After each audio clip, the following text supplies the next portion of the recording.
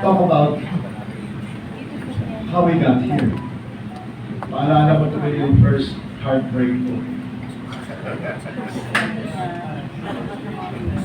Bigla na lang one day,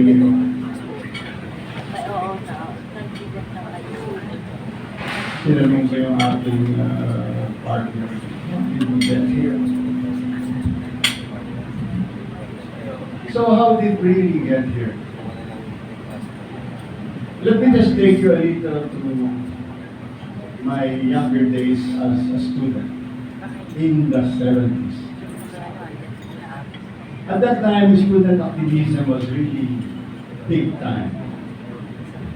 The onslaught of the communism idea in China was so popular, we shouted Mao, Lenin, blah, blah, blah. But what was outstanding during those periods was our collective protest to demand the dismantling of the establishment. So at that time, the establishment meant basically the sectors that controlled the economy, the society, which was actually the oligarchy. So at that time, Marcos Sr., who was gunning for a second and an unlimited term, shouted with the masses, down with the oligarchy. He was going to destroy oligarchy. So when he declared martial law, people actually resonated with his cry that in order to have social injustice removed, destroyed, we have to kill oligarchy. And that's what he did. He actually did. But the problem was, he gave birth to another form of oligarchy, which was even worse. The idea of cronyism. We all know that. In fact, that was the reason why he was ousted in 1986. So when he was ousted, we thought that we would be gaining a good ground for a better country under Cory Aquino. But we all know what happened. Cronyism continued and in fact got worse. The establishment was never broken. In 2016, a provinciano, a bastos individual from Mindanao, suddenly appeared from nowhere and became president. He had no connection with Imperial Manila. All he had was his old classmates from San Beda. But he had no connection with the establishment. So what did he do? He destroyed it. Unlike Marcos, who did not. Unlike Marcos Sr., who did not. So he asked Mighty Tobacco to pay 30 billion in back taxes that Mighty Tobacco had to close. He gave Blue Shutan, how many months? 6? To pay 6 billion in back taxes for using the airport for many years without any payment of taxes. He warned the Ayala Group and the Pangilinan Group of Manila Water and Maynila to serve the public with enough and potable water, otherwise he will cancel their franchises. He asked Marcos crony Roberto Ongpi to pay his taxes in Web Philippines, otherwise he's gonna close it, and then Ongpi chose to close it voluntarily. What else? He got the mile-long property of the Prietos in Makati. Many more. That's what this Provinciano, this Bastos did. And we thought, or most activists thought, that this would continue. That is why in 2022, the unit team was born. The unit team was born despite of Marcos Jr.'s family history of plundering the country. It was born on the premise that Marcos Jr. would not do what his father did, that's one, and two, that he would continue with the programs and plans of the Duterte administration, including its foreign policy.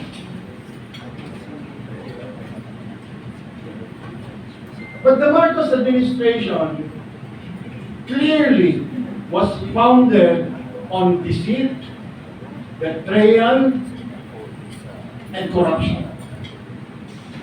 Even at the start of the campaign, Marcos Jr. bribed, corrupted members or officers of the Partido Federal ng Pilipinas, of which I belong. Is that a warning? No? I can stop. Oh, so where was I? Marcos Jr. founded his administration on corruption, dishonesty, and betrayal, right at the start even of the campaign. Before he registered his candidacy, Marcos Jr. bribed the officers of the Partido Federal ng Pilipinas for him to use the party. He gave 10 million pesos to 2 PFP officers just to be able to use the party. I actually disclosed this to party members, but they could not believe what I said until the publication of Attorney Vic Rodriguez's book, The Kingmaker, where he mentioned on page 292 that indeed 2 PFP officers asked and got 10 million from Bongbong Marcos. Indeed, that was an ominous sign of this administration's corruption, deceit, and dishonesty. In Attorney Vic Rodriguez's book, he also mentioned about discussing with Marcos Jr. a government that is going to be run with good governance. In his book again, when Marcos Jr. won, Attorney Rodriguez reminded him, "Sir, Mr. President, we will do well. We should do well." And then Marcos Jr. said, "Yes, we will do well." That was the promise. But what happened? Even before Marcos could even warm his seat in Malacanang, the good governance that Attorney Rodriguez was pushing for never happened. In fact, he became a victim of intrigues inside Malacanang. Can you imagine, as early as 30 days into this administration, I got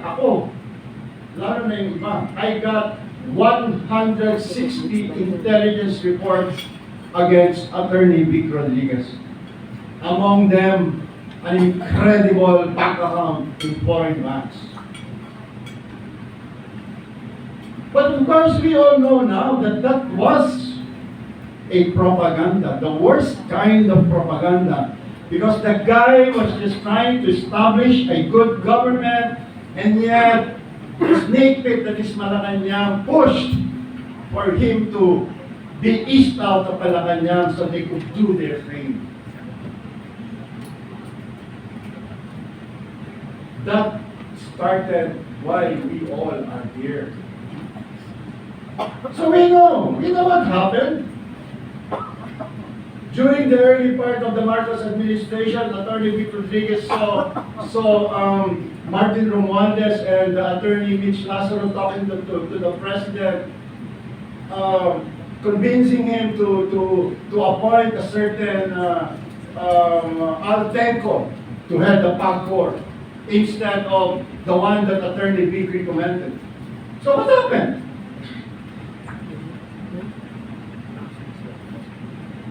Altenco, Martin Romualdez, and even Mitch Lazaro are now, I'm not a lawyer, so I don't know how to term it, but there's a case in the US now that actually implicates all of these three in the Okada ownership dispute, where according to witnesses, Martin Romualdez was given a luggage that is so heavy that estimates saying is about 3 billion pesos. And this situation is rife with incredible corruption. Where can you find a teacher or a professor who had become a congresswoman that who used to wear SM bags and Broadway gems are now the fashion icon of Congress?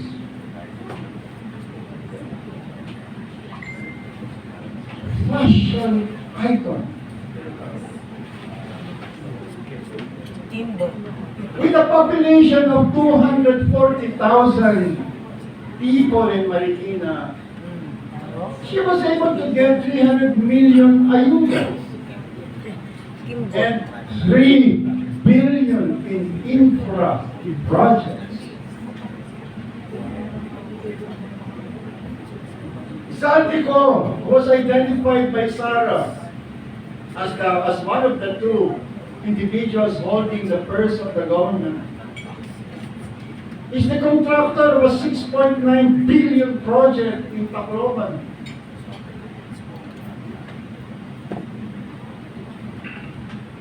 And if we Google, not even the Google is free, you Google. Saltico is involved in so many unscrupulous dealings.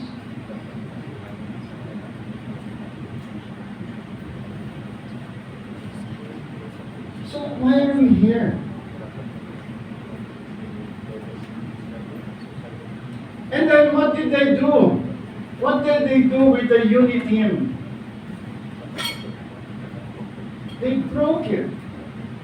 Because they're not for unit team, they're only for the perpetuation of its power and wealth. Look at the difference between let us term it because they are there, right? But to me, what I'm talking about is branding. Brand. Look at the Marcos and Duterte brand. Because I'm going to stress a point later. Marcos Jr., in stepping in Malacanang, instead of focusing on the problems of our agriculture, you know the first project that he spent hundreds of millions? Renovate the entire Malacanang. Renovate. I'm an architect. I loved how they did it, but I didn't like the act. Why would you prioritize something that is not a priority? Duterte stayed in Malacanang comfortably, as is where is. But Marcos Jr.'s first project was to renovate the entire Malacanang, including the Laperan House. And look at their priorities in infrastructure. Just a stone's throw away from 2 exhibition centers in the cultural center of the Philippines, they are building an 18 billion exhibition center. And as if that is not enough, they're going to construct another stadium in Clark for 32 billion. When what we need to decrease the cost of rice are farm machineries, farm to market roads, and support to farmers.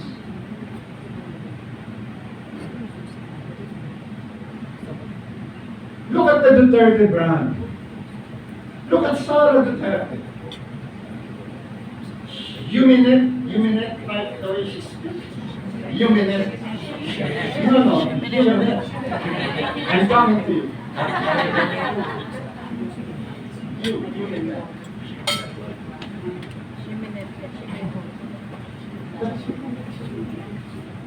Davao has 9 billion in income per year. The Dutertes have been mayor there for almost 25 years. Did they enrich themselves? No. Chismis lang yan because I'm also from Davao. I can also call myself from Davao and I know their lifestyle. Kasi hindi ko mahilig ng sindikong na ngayon, but you give it to the guy. But that's all. That's all. That's all unlike what we see glaringly in Congress. They so love and proud to flaunt their ill-gotten wealth.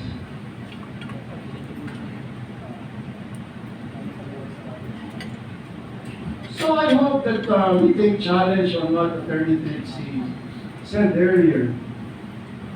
I don't know exactly, but actually what she meant was the time to act is now. You are all, you know, there's something that I just want to say. I'm not sure if you can relate with the poverty that the country is suffering because you all look rich. But we are gifted with common sense. We don't even have to experience poverty to know poverty. You just consider how the country could have benefited if our politicians spend our money right. Yun lang. But don't be too sure. Because even as middle class, we might get hit. Simbaho, that's what we call in Bisaya.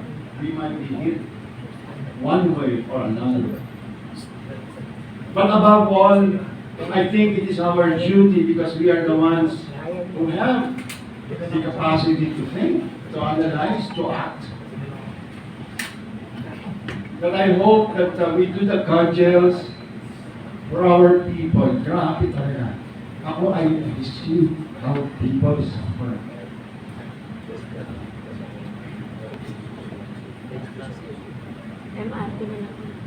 Nakakagalit.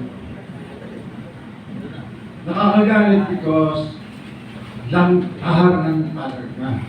Karapalan, langkaran. Parang wala na silang konsensya. True. They're just so ruthless. Ruthless.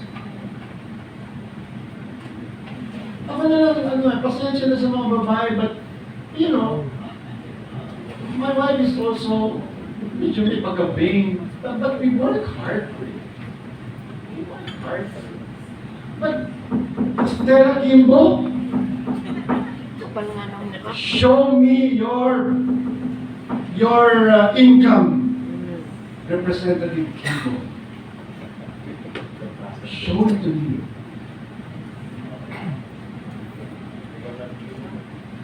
Akala ko isang melo lang. But really,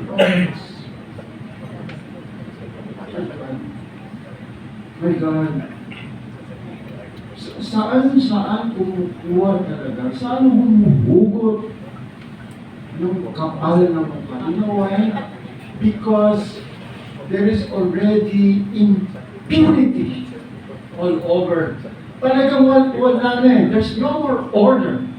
No law and order and no, not even peace. So, I don't know. But what I know is that we the people have the power to get back at these people. We have the power. And one of our powers is this coming midterm elections.